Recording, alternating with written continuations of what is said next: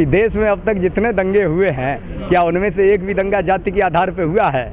उनको जब जो है धर्म की ज़रूरत होती है तो धर्म की तो गिनती करते हैं कि मुसलमान इतना है, हिंदू इतना है, ठीक है। तो धर्म के आधार पर जब देश में दंगे हो रहे हैं, जाति के आधार पे तो दंगे हुए नहीं, तो जातिवाद कैसे बढ़ रहा है? दूसरी चीज़ आप ये बताइए कि जो बामन कहता है कि जातिवाद फैलेगा, तो उस बामन से ये पूछिए तुम हज़ारों साल से जो मंदिरों में एक तरफा कब्जा किए बैठे हो, क्या तब जातिवाद नहीं फैला? जो वैश्य एक तरफा रोजगार पर कब्जा किए बैठा है, क्या तब जातिवाद नहीं फैला? जो ठाकुर जमीनों पर एक तरफा कब्जा किए बैठा है, क्या तब जातिवाद नहीं फैला? अगर अपनी बेटी की शादी करनी होती है तो पहले जाति देखोगे, उसके बाद पूछोगे कि लड़का कमाता कितना है, पढ़ा कितना है, किस जॉब में है, पहले तो जाति पूछते हो ना। तो जब हर चीज़ में आपको जाति पहले चाहिए, तो यहाँ पर कैसे आप कह सकते हो कि केवल एक कॉलम, एक काउंटिंग का कॉलम बढ़ा देने से कि देश में जातिवादी बढ़ जाएगा? ओबीसी की आबादी 70% है और निश्चित तौर पर चाहे हिंदू धर्म हो या कोई भी संगठन हो, उसमें अगर आप काउंट करेंगे तो 70% ओबीसी ही पाएंगे, क्योंकि उसकी संख्या अगर सबसे ज़्यादा है तो उसमें सबसे ज़्यादा जागरूक लोग भी आपको मिलेंगे, सबसे ज़्यादा मूर्ख लोग भी आपको मिलेंगे। सीधी भाषा में कहा जाए कि नहीं जागरूक हैं या मूर्ख हैं, मूर्ख मतलब संघी, क्योंकि उनकी संख्या इतनी ज़्यादा है। अगर उसमें से 1% भी 70% में से अगर संघ के साथ है तो आप समझिएगा कि अन्य समाजों से ज़्यादा उसकी संख्या दिखेगी। तो आपको दिक्कत क्या? ओबीसी तो है प्रधानमंत्री, जातीय जनगणना तो आसानी से हो जानी चाहिए। देखिए ऐसा है, वो ओबीसी नाम का है, वो खुद ओबीसी बन के पैदा हुआ है। एक ओबीसी में पैदा होता है, जैसे हम पैदा हुए हैं, माँ के गर्भ से जब पैदा हुए तो सीधा ओबीसी पैदा हुए। लेकिन वो व्यक्ति पहले माँ के गर्भ से सवर्ण पैदा होता है, उसके बाद खुद ओबीसी बन के अपने हो जाता है। समाज को चाहिए क्या? मंदिर तो दे रहे हैं सरकार इस देश को। मंदिर में क्या है, क्या आपको मिलता है? मंदिर अगर वो दे रहा है, आप ये बताइए कि मंदिरों में कितना ओबीसी को ट्रस्टी बनाए हैं, कितनों को मुख्य पुजारी बताए हैं? भी नहीं बनाया राम मंदिर में। तब फिर मंदिर का हम क्या आचार डालेंगे? लेकिन सबसे पहले झंडा उठाकर वही चलते हैं ना, वो है रामलला हम आएंगे सबसे पहले झंडा तो वो उठाता ओबीसी। मैंने इसका जवाब पहले दिया है कि ओबीसी की संख्या इस देश में 70% है। यदि 1% भी संघी है तो सबसे ज्यादा संघियों में संख्या ओबीसी की दिखेगी। तो अगर ओबीसी समाज अगर कावड़ लेने जाता तो आप लोग ऐतराज क्यों करते हैं? देखिए, अगर समाज जागरूक नहीं है तो हमारा फर्ज बनता है कि हम उसको जगाने का काम करें। वो आज कावड़ लेके जा रहे थे और हम इधर से मंडल यात्रा, रथ यात्रा, सहयोग आंदोलन की लेके आ रहे थे। जो दिल्ली एनसीआर के गुर्जर हैं, जाट है, जो ओबीसी जातियां हैं, वो तो आर्थिक रूप से बहुत मजबूत है।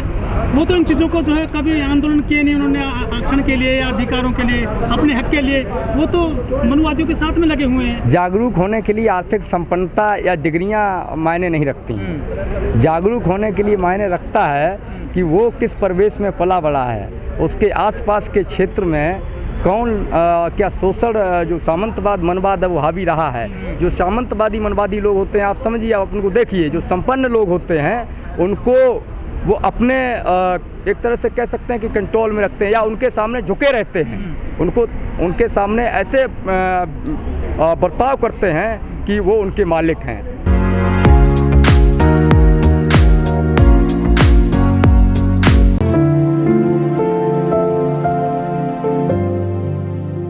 आज महानायक डॉक्टर बीपी मंडल साहब की जयंती है, उनको नमन करते हैं। आज उनकी जयंती पर जो कार्यक्रम रखा गया है, सर्वप्रथम तो उनको नमन करने के लिए, आभार करने के लिए, क्योंकि उन्होंने जो हमें शक्ति दी है मंडल कमीशन के रूप में, उससे ही आज देश का 60% 65% जो पिछड़ा वर्ग है, ओबीसी समाज है, उसको कुछ हक अधिकार मिले हैं, जिससे वो चलना या स्वाभिमान का जीवन जीना सीखा है।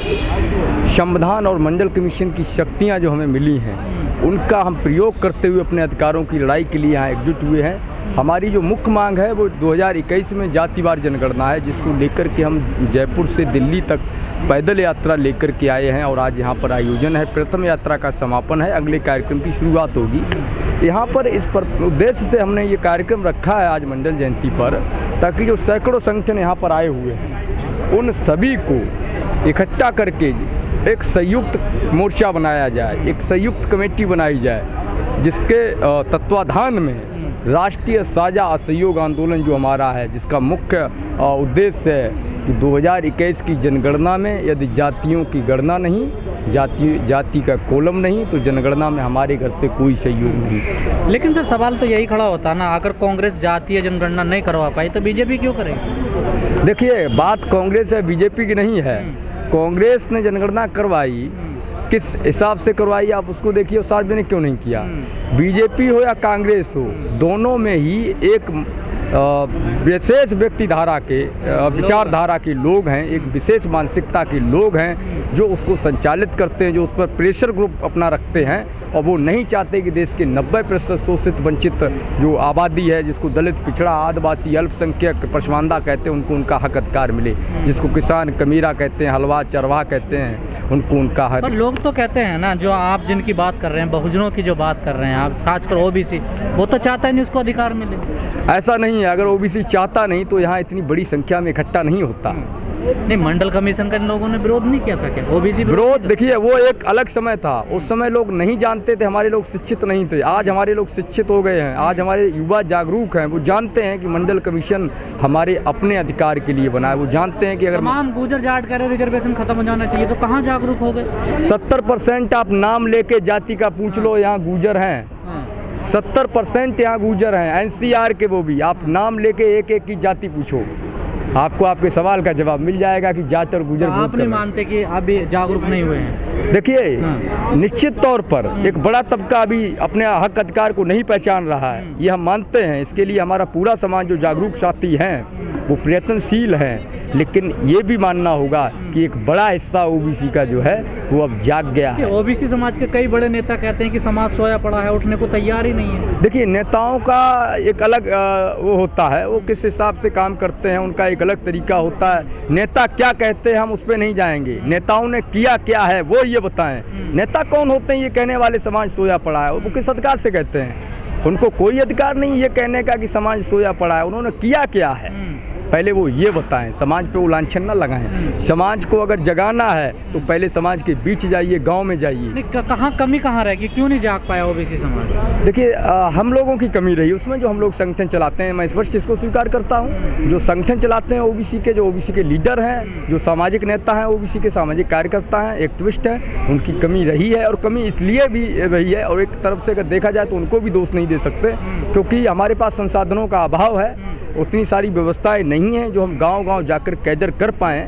लेकिन फिर भी जितनी व्यवस्थाएं हमारे पास थी, दलितों से भी ज़्यादा कम संसाधन है आप लोगों के पास। संसाधन निश्चित तौर पर जो लोग जागरूक हैं उनके पास संसाधन बहुत कम है।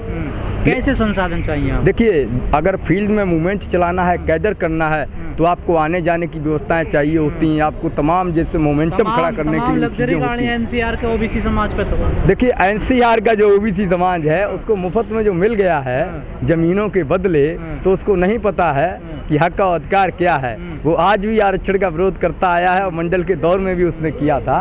लेकिन आज उसी एनसीआर से यहाँ 60 से 70 युवा खड़े हैं, क्योंकि अब वो समझ रहे हैं कि मेरा हक छीना जा रहा है, मेरे अधिकार लूटे जा रहे हैं, तो वो जागरूक होंगे और निश्चित तौर पर संसाधनों का इस्तेमाल समाज को जगाने के लिए करेंगे। पहले तो हमारी रणनीति यह है कि सबसे पहले जाति जनगणना के लिए राष्ट्रीय आंदोलन खड़ा करना है। इसके लिए जो तमाम यहाँ संगठन इकट्ठे हुए सैकड़ों, उनके साथ मिलकर के एक राष्ट्रीय साझा मोर्चा तैयार करना है, और राष्ट्रीय साझा सहयोग आंदोलन पूरे देश में खड़ा करना है। हमारा एक ही उद्देश्य है, अगर जातियों की गणना नहीं होगी तो हम जनगणना का बहिष्कार करेंगे। न सिर्फ जनगणना का बहिष्कार करेंगे, सर 90 के दशक में जिस तरह से मंडल जो आयोग की सिफारिशें लागू की गई थी, तो उस दरमियान काफ़ी लोग मर भी गए थे, आंदोलन किए थे, रेल रोकी गई थी।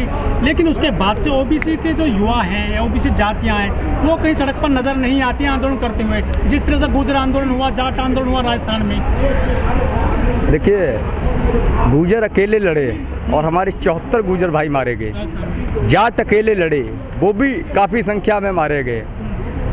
फूपा लड़े, मराठा लड़े, पटेल पाटीदार लड़े।